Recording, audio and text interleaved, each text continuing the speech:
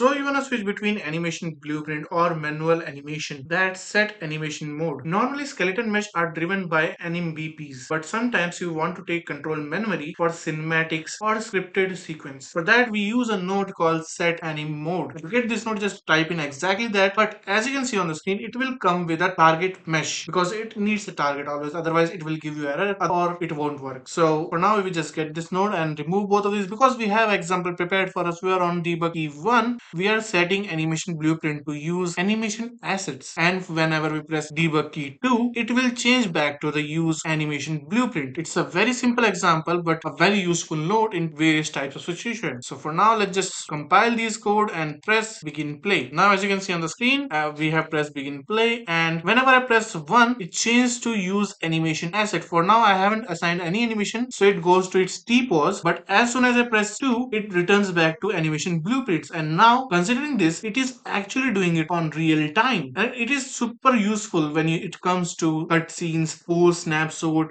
or special scripted events. With this you can override the AnimBP pipeline.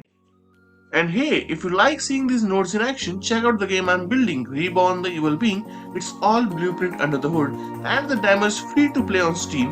Hope that helps, and as always, I hope you have a great day, and I'll see you around.